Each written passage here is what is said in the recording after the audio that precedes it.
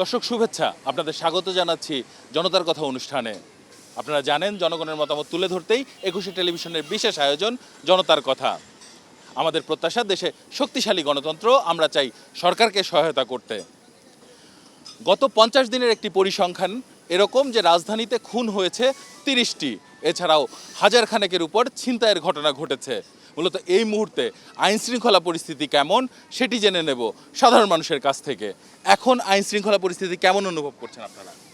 আমরা এখন মনে করছি যেরকম আছে এখন দেশটা ভালোর দিকেই আছে। আমরা এটাই চাই যে আইনে যেমন যেমন কাজ করে, যেমন সাধারণ মানুষের যেমন সুবিধা মতন চলতে দেয়, কাজকাম করতে দেয়, আমরা এই সুবিধাটি চাই। এখন তো ধরেন যে অবস্থা, জায়গা জায়গায় ছিনতাইকারী ডাকাতি, এই যে কালকে পরশু দিন তার 2 দিন আগে শিক্ষণ বেরিতে নামতে বরতলার আগে একটানা 2-3 দিন এখানে ছিনতাই হইতেছে।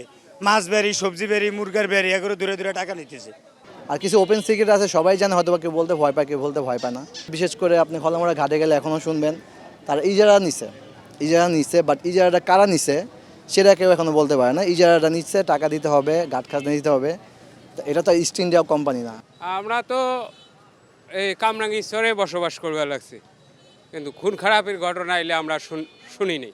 আমার মায়ের জন্য মামলা করতে গেছিলাম, মামলা অবশ্য লনে দূর করে মানে খেটা দিয়েছে। এইবারে আইন শৃঙ্খলার যে পরিস্থিতি আছে আরও এতে প্রচুর কঠোর করতে হবে, নাহলে যেসব আইন শৃঙ্খলা রাস্তাঘাটে পরিবেশ বা ছিনতাই ডাকাতি হইতে থাকবে। পুলিশ নেই যে জায়গায়, পুলিশ নেই সেই জায়গায় চিন্তা একটু বাড়বই। প্রশাসন ছিল আগে, ভয়ে কেউ কোনো কিছু করতো না, এখন তো ভয় নাই, কেউ যে যেভাবে পারে রাস্তায় চলাফেরা করে। সরকার আসার পরে কিছুদিন বন্ধ ছিল, এখন আবার নতুন করে মনে করেন এই চাঁদাবাজি স্টার্ট হয়েছে।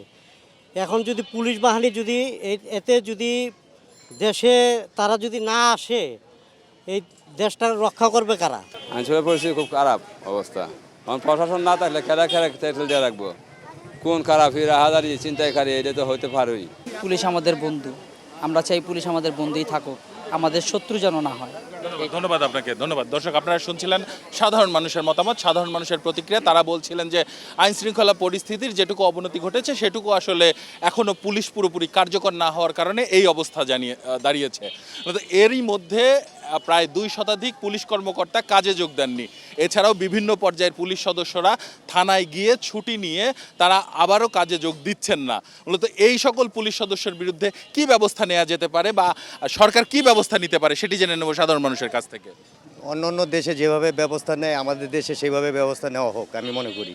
এ থেকে ছাঁটাই করে মনে করেন আরও পুলিশ, আমাদের যে জনগণের কমতি নাই, পুলিশ আরও নিয়োগ দিয়ে এই ব্যবস্থা নেওয়া হোক। যে পুলিশগুলি এখন না আসতেছে তারা তো মনে করেন এই আগের মতোই হয়ে আছে। এখন মনে করেন নতুন নীতিতে আমার মতে পুলিশ আরও নিয়োগ করা হোক নতুন করে, আর ওই পুলিশগুলো ছাঁটাই করা হোক। পুলিশ তো যারা মনে করেন ওই ফর্জার লোক, হ্যাঁ তো যাইতেছে না, আর যারা তো ভালো হেরে যাইতেছে। পুলিশকে অবশ্যই পুনর্গঠন করতে হবে, নতুন করে পুলিশ নিয়োগ দিতে হবে। যারা চাকরিতে আসতেছে না, কেন আসতেছে না, কারণটা কি, যদি না আসে তাদেরকে বোতল করে অতি দ্রুত অবশ্যই পুলিশ নিয়োগ দিতে হবে, নাহলে দেশের পরিস্থিতি খুব ভালো থাকবে না। পুলিশ তো এখন বর্তমানে শতকরা সম্ভবত 10% কাজও করে না। আপনি যে কোনো একটা কেসের ব্যাপারে আপনি থানার যাব, পুলিশকে আমরা বুঝি না, আমরা জানি না। কারণ থানাতে পুলিশ দরকার 100, পুলিশ নেই 10 জন, তারা কি কেস নেবে আর কি কাজ করবো? যারা এখনও কাজে জয়েন হয় নাই তারা নিশ্চয়ই কোনো না কোনো অপরাধে জড়িত। হ্যাঁ, জনগণের ক্ষতি করছে বা কারো ক্ষতি করছে, ক্ষতির কারণে তারা ভয় পাইতেছে, এই জন্য তারা কাজে জয়েন হতে। এদের জন্য উপযুক্ত যেই বাংলাদেশের আইনে যা পুলিশের জন্য যে আইন তৈরি করা আছে সেই আইনে যেন তাদের বিচার করা হয়। আসছে না, কেন আসছে না, কারণটা কি, বিষয়টা কি, কি কারণে আসছে না?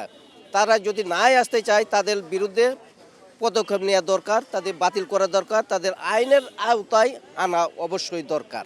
যেসব পুলিশ কাজে তারা জড়িত ছিল ভয়ে আসে না, আবার যে ভয়ে আসবো কেমন, যে আমাদের পুলিশ মাইরা লটকায় হয়, আমরা কীভাবে যাবো পাবলিকের সামনে? মানে পাবলিকের ভয় পায়, আগে তো আমরা পুলিশের ভয় পাইতাম, অনেক পুলিশে পাবলিকের ভয় পায়। তারা অপরাধী, তার কারণে কাজে যোগ দিচ্ছে না।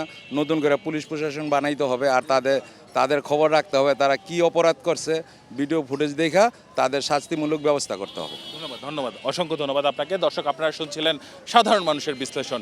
সাধারণ মানুষ, কিন্তু তাদের ভাবনাগুলো অসাধারণ, তাদের মতামত অনেক সূক্ষ্ম ও গভীর। দর্শক, জনতার কথা দেখতে চোখ রাখুন প্রতি শনি, রবি, মঙ্গল এবং বুধবার ২১শে টেলিভিশনে। সঙ্গে থাকবো আমি আসিফ সুমিত।